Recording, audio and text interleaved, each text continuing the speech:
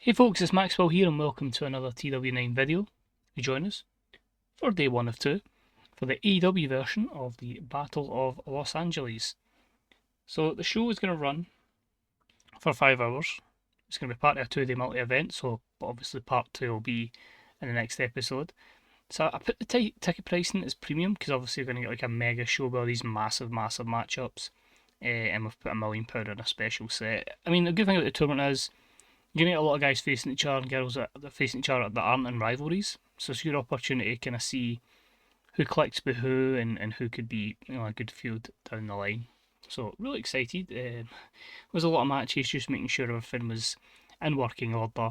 And it's going to be even more chaotic tomorrow when people are probably having 3 matches on a fairly stacked show. But we'll see how it goes. I think the attendance will probably be about 9,000. I think that was what we're talking about for the Collision, because obviously this is part of Collision Shockwave as well, and it being premium, that kind of makes sense. But hey, they're getting free shows if they were visiting it live, so it makes sense. So hopefully it's a success. Hopefully everyone enjoys it, and as I say, we might make some stars out of this.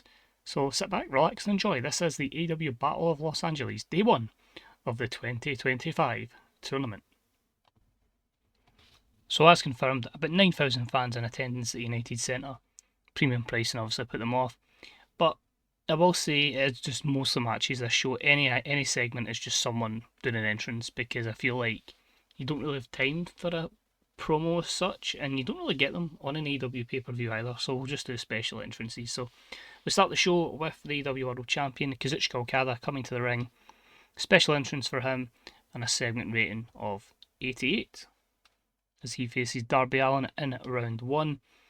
And their matchup had good wrestling and a decent reaction from the crowd as Kazuchika Okada defeats Darby Allin in 21:43 with the Rainmaker. So this one had a 75 wrestling, 68 for the crowd, the overall segment of 79. So you can see there, 69 plays an 81 in terms of performances, but both of them didn't click, so we know probably wouldn't do a future feud here, but Okada will be back in action tomorrow night in round 2. Moving swiftly on, we had some great wrestling and good heat as Walter defeated Orange Cassidy in 23:28 with the folding powerbomb. The crowd were quite into this with a 72, 82 for the wrestling, and an 81 for the segment as a whole. I wonder what negatives we got for this. Just both of them playing baby faces and Orange Cassidy's inconsistency, but it's good start to the show so far. Kazuchika Okada and Walter in round 2. Next up, we saw Mercedes Moné come to the ring, so she'll start as a top seed. She'll be battling Mercedes Martinez in round 1, and that was a 72 rated segment. And their matchup, decent. Mercedes gets a quick victory in 8 minutes 35 with a bank statement. They actually had great chemistry together, and that showed in their performances, boosting Mercedes Moné up to a 72 and a segment rating of a 67. And to face her in the next round will be Toni Storm, as in a decent matchup. Toni Storm defeats Mariah May in 17:31 with the strong zero. I'm recording this the day after the Hollywood ending. Incredible by these two women. Fantastic stuff there. Overall, a 69 segment here as Toni goes to round 2. We then had a decent matchup that saw Bayley defeat Masha Slamovich in 17:14 with the Rose Plant. So this was pretty good. Masha with a very impressive 75 to Bayley 67, 71 for the wrestling, and a 73 segment. And then we made this storytelling because obviously Dr. Britt Baker does have the poor form alongside Chris Jericho. And it was a decent matchup here as Io Shirai defeats the Doctor in 12:06 with a German suplex hold. 67, Io still brought a 78, which is pretty good considering she would have been hampered by only the 12 minutes of action, the poor form of Britt Baker, who again didn't help by being off her game as well, and obviously you'll lose a few points with it being a storytelling match. So 67 I still think is reasonable. Back to the men's side, and we had a good wrestling match here with a decent reaction from the crowd as Jon Moxley defeats Sami Zayn in 1952 with the Paradigm Shift. So Mox into round 2. These two done okay together. Sami off his game though. Mox brought an 85, one of his better performances for a while, and 80 wrestling for a 78 segment. We then had a great wrestling match and a decent reaction from the crowd as Bryan Danielson defeated the Bastard Pac into 21:55 with the cattle mutilation. 78 for Pac and 90 for Bryan Danielson. Some good stuff there, 78 overall. I feel weird because in this save, obviously, for Pac's been the constant fall guy, I have a small offline save I've been playing for the last few days that's just been an independent company. Don't have any ties to them, it's just that one I picked from America that had a product that was most of the matches. And Pac, I'm pushing to the moon and winning all the time, so I feel like that's the balancing act for the amount of times that he takes the fall here. But Bryan will be in round 2. Back to the women's side, it was a decent matchup that saw Jamie Hayter defeat Anna Jay in 18-17 with the curb stomp. 62 for the wrestling, but 70 for the segment overall. Jamie with a fantastic 81. Only a 42 for Anna. It could just be a case of the styles didn't match up, or again, we just have to let her develop over time. So, Jamie Hayter into round 2 is pretty good stuff. We then had a decent matchup that saw Willow Nightingale defeat Hikaru Shida in 12-23 by pinfall. Pretty good stuff there. Shida with a 76. Willow with 65. This is probably the one matchup for round 1 that I was like, it doesn't matter who wins. I actually had a point where it was like, I might even let the AI win. Or just the AI pick the winner. Because both of these ladies I feel could be pushed a bit more and both are very, very good. So maybe I could have let Shida win with in-ring performance, but they brought it and I know they're both very, very capable. We then had a backstage segment, which was just a brawl between Keith Lee and Swerve Strickland. Of course, Swerve Strickland was denied his entry because of a distraction of Keith Lee, and Swerve versus Sammy in the qualifier. And it's just to get a bit more heat in this feud and get Keith some more exposure. And that was a 70. And I needed to get another storyline over. Partial that too. Next up, Wild Brawl matchup went to Athena and Chris Statlander. And Athena picked up the win in 14-16 with the O-Face. Athena's just been my go-to in this save and this offline save I've been doing, and absolutely great stuff. 75 for her, both of them with pretty good chemistry together as well, which is good. And in this era, Stokely is still with Chris Statlander. That 77 segment is pretty solid stuff. And then the last first round match for the women, I believe, was a decent matchup that saw Becky Quinn defeat Mina Shirakawa in 11:45 with the Hard Knocks. This was the Steal the Show matchup. I feel like we don't want to give too many matches under 15 minutes, but I know Becky was going to do well. I know Mina's more popularity in this than technical ability. But 68 wrestling and a 71 segment overall. Basically, after the show, we will go through everything, including the brackets for your matches for round 2. So you'll see who Becky has. To the men's side then, we had 2 special entrances back to back.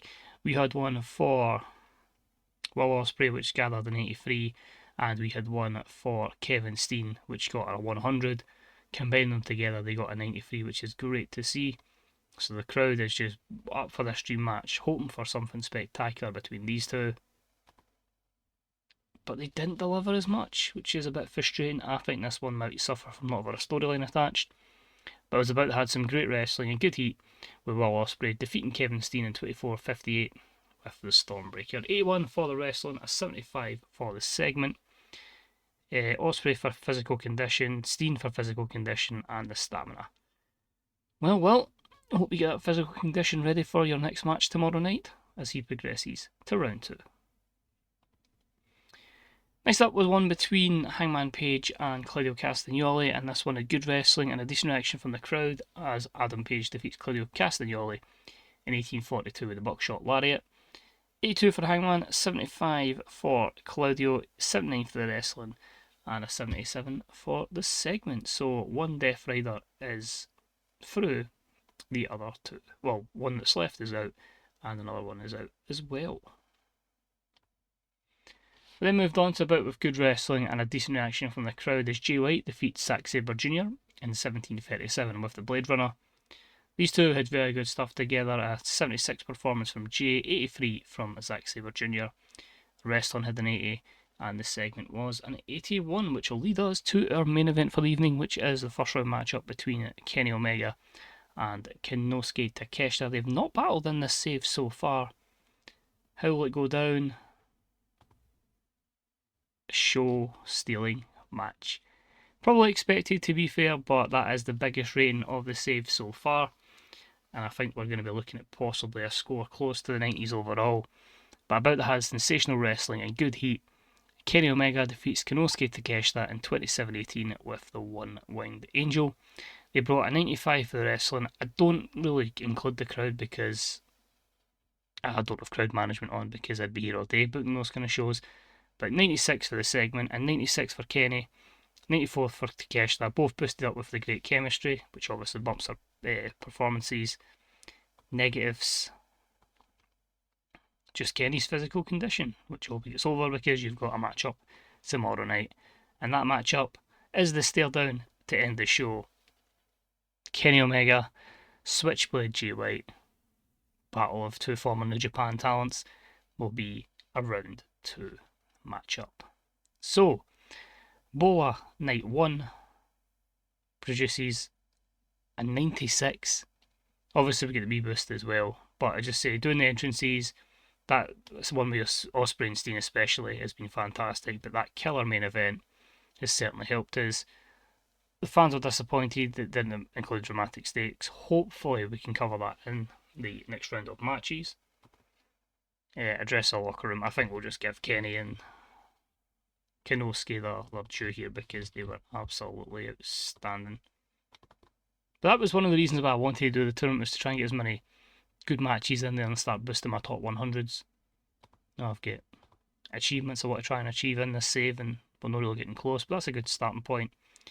Oh well, we made 60 million off of, not probably a wee bit off the pay-per-view, but I'm expecting more for that. Most of that is off our network, so if you ever need a cheat code to make money, just make it a network. Well, there you go, pay-per-view revenue is now, so 60 million of that show is, exclusively off our network. In fact, I'm pretty sure we would have lost money.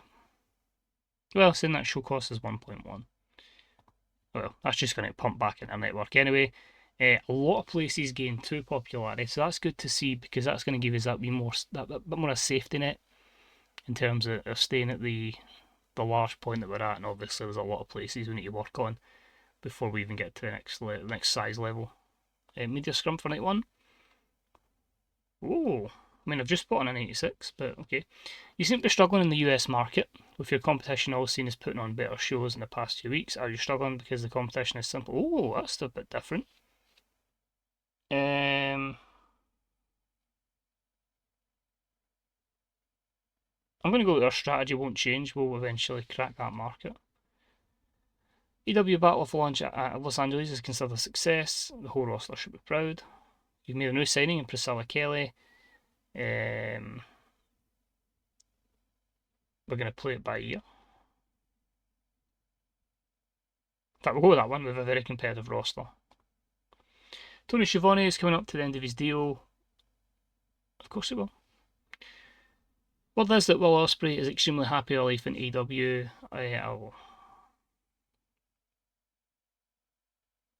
I'm glad he's having a great time in AEW. I don't know why you're asking the same question for Vincent, but we'll give the same answer to that.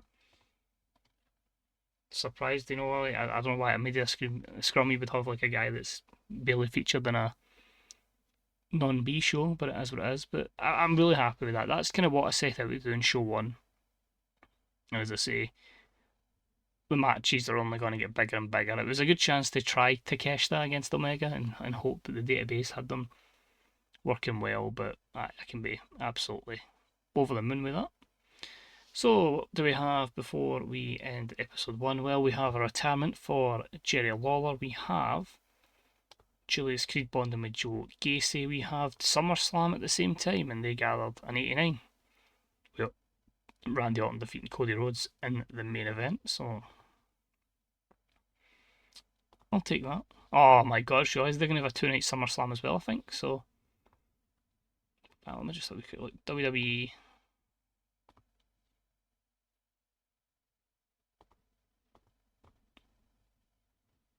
Oh no, it's just one on this one, that's fine. And if we go to ours, I'm saying that, it's got it there.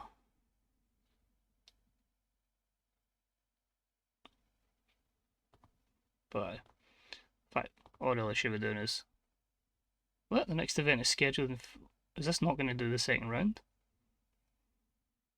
It's a bit interesting if it doesn't actually do the second round, as it should, because then I would have to basically schedule the second round in for next week after Dynamite, which could work. But we'll see how that goes down. I've never done a 2-day event in this, so I don't know if it is a bug or whatever else. Let's see, anything else here that directly affects us? Not that I can think of. What did we get for that? Absolute success, that's good to see. Cable vision deal, that's fine, we can just get rid of that. Anything else? Buy rate was obviously 0. Viewing figures was 22 million, with 1.2 watching Collision, 1.8 watching Shockwave. Next thing know is some charisma, says Jimmy Hater. MVP says that Takuma Aroha is charismatic. And then we've got injuries for Omos, Taguchi, and Tiffany Stratton. So, what I'll even end up doing is, well, actually, we'll go through. What we'll do is we'll go through the bracket, right?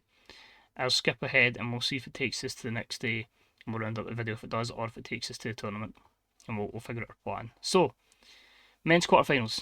So we are going to see Kazuchika Okada versus Walter, Jon Moxley versus Bryan Danielson, Will Ospreay versus Adam Page, and Jay White versus Kenny Omega. If I let's see the semi-finals, it doesn't. The semi-finals would be the winner of Okada versus Walter against Moxley or Bryan, the winner of Ospreay and Hangman against Jay White and Kenny Omega. The women's side, Mercedes Moné takes on Toni Storm, Bayley takes on Io Shirai, Jamie Hayter takes on Willow Nightingale, and Athena takes on Becky Quinn, meaning your semi-finals, Mercedes or Toni versus Bayley or an Io, so that could be some tension between Mercedes and Bayley off the bat, and Jamie Hayter or Willow Nightingale will face Athena and Becky Quinn. So let's take a wee look then. Has this made an arse of it, or will we be all good? This is going to be a lot of pressure for me, because then well, it's not too bad, because if it does make an arse of it, then I know that I need to try and amend that. Maybe I need to put that as a bug, because I'm not even recording this like very far ahead of time, like I would normally do. This is like a week before it'll go live, so that's fine. It didn't work as a 2-day show, which is quite annoying. Part of a 2-day multi-day event. Don't know why that's not worked, that's fine. So, your next episode then will just be a Dynamite Collision special, where we'll go ahead and we can utilise those feuds that are going to be happening, those matches that are going to take place, and obviously then I can run a show on the Sunday as well, so that'll be extra gate revenue. But it's not even the worst thing in the world. I'd rather have all done it over a weekend, so I don't know why that's not worked as it should have. But for the sake of my roster, resting my roster, it's probably for the best. So next episode then sadly will be Dynamite and Shockwave, Collision, Rampage, etc. But then your episode after that will be day 2 of the Battle of Los Angeles. So sorry that it made an arse of it, but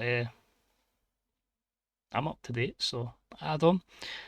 Game's not working right. But anyway, take it easy, guys. Thank you very much for watching. Let me know your predictions for the rest of the tournament, who you think will win it, because whoever's going to win it has got to face 3 matches in one night. So take it easy. Remember to check out the Fansbooker subreddit, Grey Dog Software forums, twdb.com and bethebooker.net. I'll catch you next time for some Dynamite, and then eventually down the line, the second night of the Battle of Los Angeles. Bye bye.